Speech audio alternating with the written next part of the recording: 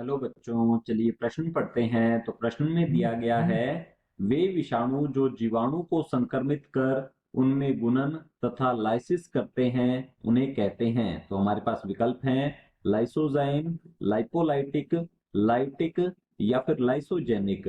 तो इस प्रश्न की मुख्य अवधारणा के बारे में हम जान लेते हैं। तो यहाँ लिखते हैं मुख्य अवधारणा।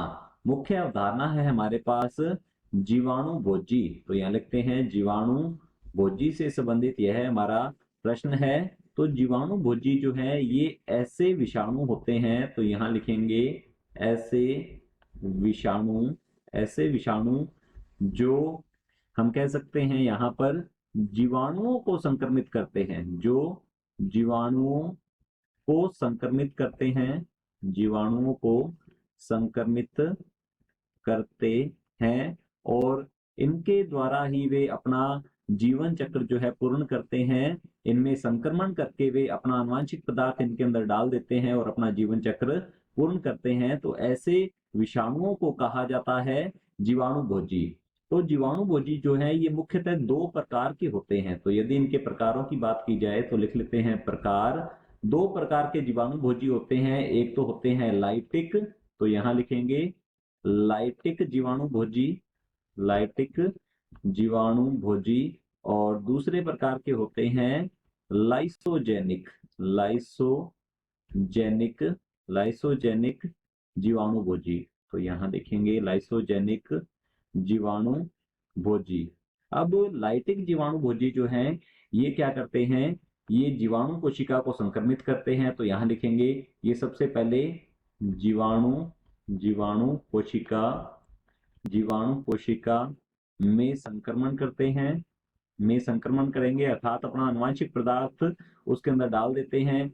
फिर वहां पर करते हैं ये गुणन और कुछ टाइम तक गुणन करने के बाद ये उस कोशिका को पाचित कर देंगे। तो हम यहाँ लिखेंगे परपोषी कोशिका, परपोषी कोशिका अर्थात जो परपोषी जीवाणु कोशिका होती है, परपोषी कोशिका का पाचन कर देते हैं, लाइसिस कर देते हैं। तो यहाँ लिख सकते हैं पाचन या लाइसिस कर देंगे और फिर बाहर आ जाते हैं। जबकि लाइसोजेनिक जीवाणु भोजी जो है इसमें सबसे पहले यह जीवाणु भोजी क्या करेगा, यह जीवाणु कोशिका में संक्रमण करेगा, जीवाणु कोशिका में संक्रमण करता है और फिर अपना जो आनुवंशिक पदार्थ है यह जीवाणु कोशिका या परपोषी कोशिका जो है इसके मुख्य जीनोम के साथ जोड़ देता है। तो हम यहाँ लिखते हैं फिर जीवाणु भोजी। तो यहाँ लिखेंगे जीवाणु भोजी अपना, अपना, तो यहाँ लिखते हैं अपना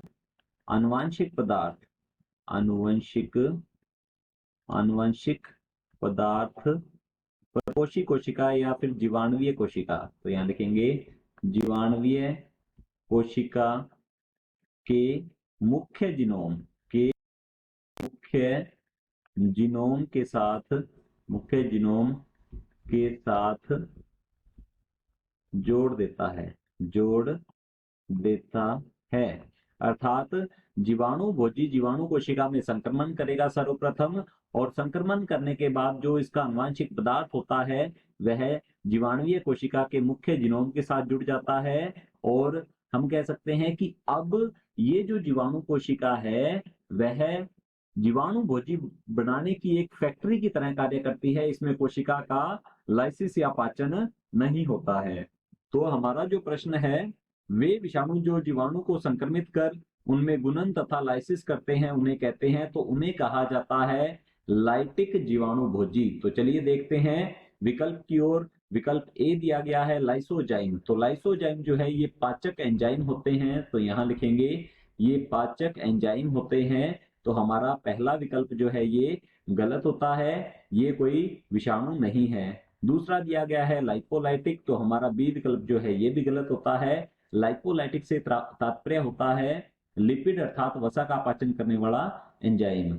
और सी दिया गया है लाइटिक। तो हमारा सी विकल्प जो है बिल्कुल सही उत्तर है जैसा कि हमने यहाँ पर समझा है। और डी दिया गया है लाइसोजेनिक। तो लाइसोजेनिक जो है ये जीवाणु कोशिका में संक्रमण करने के बाद ये ऐसे जीवाणु भोजी होते हैं जो कि जीवाणु कोशिका में संक्रमण करने के बाद अपना आनुवंशिक पदार्थ मुख्य जीनोम के साथ जोड़ देते हैं। ये कोशिका का पाचन नहीं करते। तो हमारा डी विकल्प भी गलत होता है, विकल्प सी बिल्कुल सही उत्तर है। आशा करता हूं आपको समझ में आया होगा। धन्यवाद।